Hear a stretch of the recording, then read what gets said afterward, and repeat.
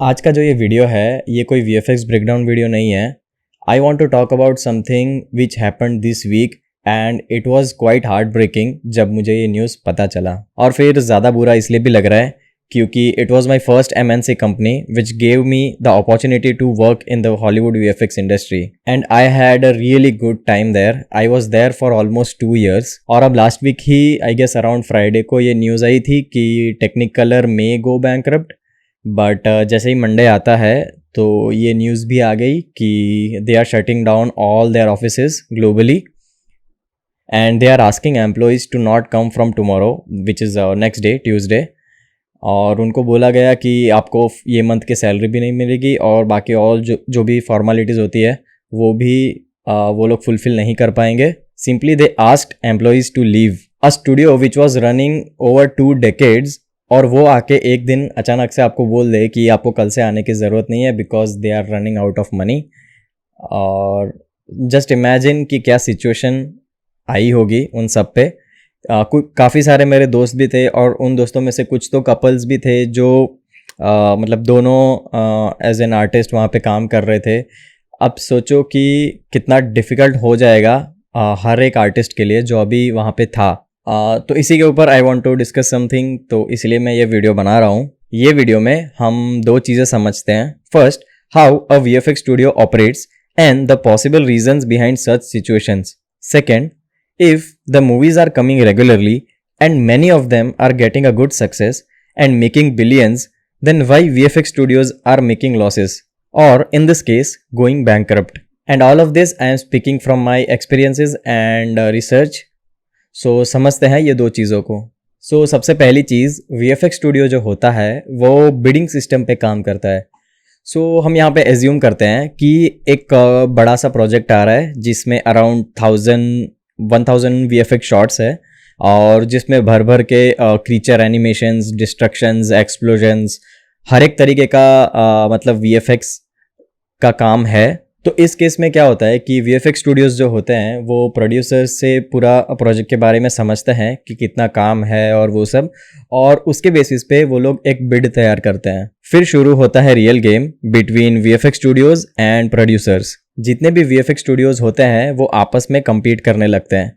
तो अब यहाँ पर होता यह है कि फॉर एग्जांपल कोई एक स्टूडियो है जिसने वो 1000 VFX शॉट वाला जो प्रोजेक्ट है उसने बजट दिया 100 CR VFX का, और कोई दूसरा स्टूडियो है जिसने वो सेम प्रोजेक्ट का सेम VFX वर्क का उसने बजट दिया 70 CR।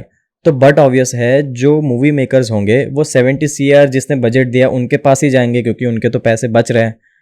बट ऐसे टाइम पे जिसने 70 CR बजट दिया था उनको प्रोजेक्ट तो मिल गया बट डेफिनेटली वो उससे प्रॉफिट तो नहीं बना पाएंगे। इससे एक रेस स्टार्ट हो जाती है VFX स्टूडियोज़ के बीच में और सब लोग चाहते हैं कि वो प्रोजेक्ट उनको ही मिले ताकि एटलीस्ट उनके पास काम तो रहे। और यही सारे रीजंस की वजह से पूरा वर्कलोड जो होता है वो आर्टिस्ट के ऊपर आ जाता है और फिर होता है लेट नाइट्स, वीकेंड वर्किंग्स। तो ये सब चीज़ों की वजह से भी कंपनी को तो एक तरीके से वो लॉस ही है, right. Another thing is unlimited revisions. मतलब जिस शॉट को जाने में 1 या 2 हफ्ते लगने चाहिए वो कभी कभी इतने रिविजन्स हो जाते हैं कि वो शॉट 2-2, 3-3 महीने तक नहीं डिलीवर हो पाता। अब यहाँ पे अनलिमिटेड रिविजन से मेरा मतलब कि क्लाइंट हर बार कुछ नए करेक्शंस में भी दे रहा हो या वो खुद क्लियर ना हो या वो हमें क्लियर आउट ना कर पा रहे हो कि उनको क्या चाहिए, उनका क्या विजन है।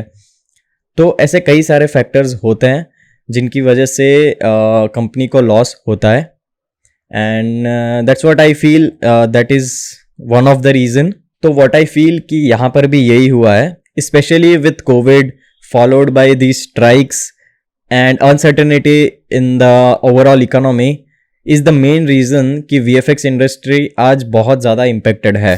अब समझते हैं दूसरे पॉइंट को कि मूवीज़ तो रेगुलरली आ रही है, कमा भी रही है मूवीज़ बॉक्स ऑफिस पे, तो फिर VFX स्टूडियोज़ प्रॉफिट क्यों नहीं कर पा रहे हैं। तो सबसे पहली चीज़, जैसे कि मैंने पहले भी बताया कि एक पूरा बिड तैयार किया जाता है।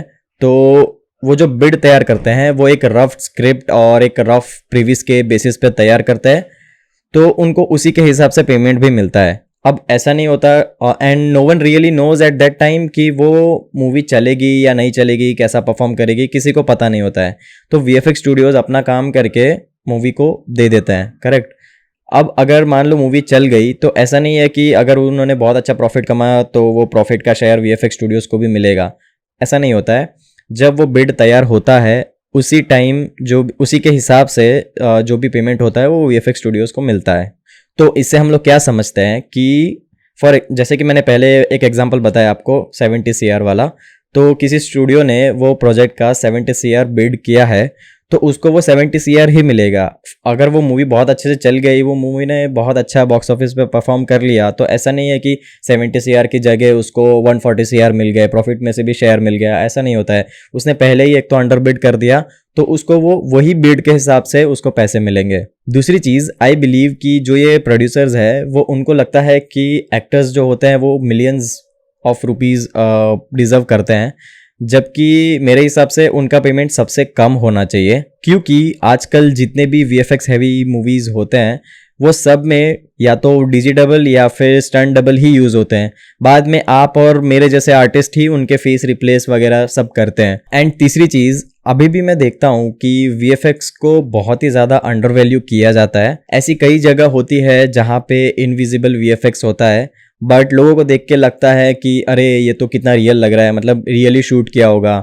और ये सब में सबसे बड़ा हाथ है ये बिहाइंड द सीन्स वीडियोस का और वीएफएक्स ब्रेकडाउन्स का, जो कंपनी या मूवी वाले खुद निकालता है बाद में यूट्यूब पे। तो उनका सबसे बड़ा हाथ होता है और एक्टर्स और डायरेक्टर्स के इंटरव्यूज़ वगैरह जो जहाँ पे वो लोग बोलते हैं कि हम लोग ने कोई भी सीजीआई यूज़ नहीं किया है, सब कुछ ऑन लोकेशन शूट किया है।